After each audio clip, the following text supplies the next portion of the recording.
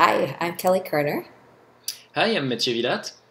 and we've been getting a fair number of questions about what it would be like to really join the learning community, so we thought we'd just take a little bit of time and answer some of those questions. So Matt, the first question is actually to you. What's the benefit of spreading things out over a year? Yeah, it's learning online and over time, of course, weeks instead of 2 days workshops. It's a bit new. I think therapists are more used to going to conferences or to doing a 2 days workshop, and I think there's a lot of benefits in doing that. You can meet people, you can do role plays in the room, and you learn a lot of things in 1 or 2 days. But the difficulty is often to have to translate that knowledge into Yeah. practice because you've learned so much in a short amount of time that it's hard to process everything. So what I've experienced in my workshops that I've done online through 8 weeks, for example, is that we can implement these skills little by little. Every week a bit of homework, a bit of practice. So it's not too much at a time. You can then come back, get some feedback from the other participants, from the trainer, and I think it's a really nice way of integrating, especially new models that sometimes shake a bit your foundations, your usual practice. So that's what I think is particularly useful in learning this way. And I also really like learning with the community. I know that's been another question that we were asked. What is it like to learn in a community? So perhaps you can say a few words about that. Yeah.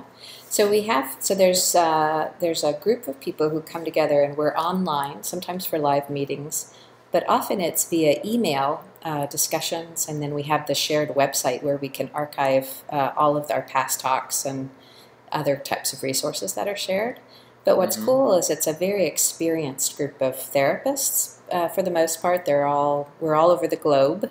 There are some motivated early career therapists who are in here too, but uh, mostly it's a really experienced, dedicated group who want to increase their skills. So there's this camaraderie. There's a lot of expertise amongst us, and it's very peer. It's not. It's a flat organization. It's not hierarchical, which is also just a nice feeling. Sometimes at trainings, there's the expert and then there's the participants, and this is much more. Everybody's in the group. Sometimes you teach, sometimes you learn.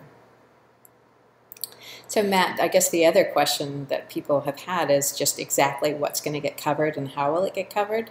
So do you want to maybe start off with the ACT track? Yeah, sure. Uh, it's I was saying how it can be difficult to translate what you've learned in a workshop into everyday practice, and I think it's particularly true of certain concepts, certain techniques in ACT. I think of things like self as context, creative hopelessness, diffusion. It's often a new concept, and the techniques are not always easy to apply, even if you've done an experiential exercise, for example, on yourself. Actually doing it in therapy is often another story. So I would like to every month have a specific topic.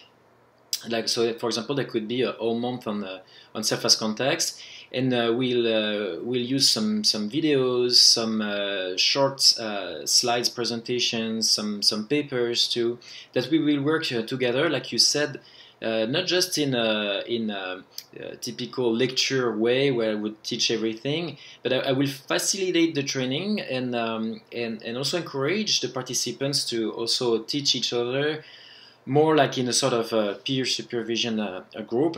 And so we'll go over these typical difficult key processes of ACT throughout the year, so that at the end of the year, my hope is that we can all become experts in these very important processes of ACT.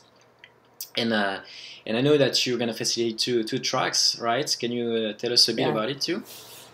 Yeah, well, I liked what you just said, which is, especially in the DBT track, people may know me more as a DBT trainer. And the idea really there is to take our skills up a level. And many people are thinking about certification. There's a new process that's coming down the pike where people will have to demonstrate their knowledge and also show their skills, like record sessions and actually have their sessions adherence coded to be certified. And so the focus in the DBT track is going to go over the core skills that a DBT therapist should have and really help people raise their level. So there'll be beginner, intermediate, and advanced topics to practice, really with a focus on, moving from a B to an A plus by the end. Or if you're coming in newer, you can still raise your skills. Yeah, so that seems really interesting. And I know that participants, people will be in the community, they can follow one or two tracks, right? So yeah. If they're interested in different of this material that we've just talked about, it's also possible to take the different tracks. Yeah, it should be really fun. So if you guys are interested in joining us, please do. If you have more questions, I know either of us will be happy to answer them. Yeah. Mm-hmm. Yeah.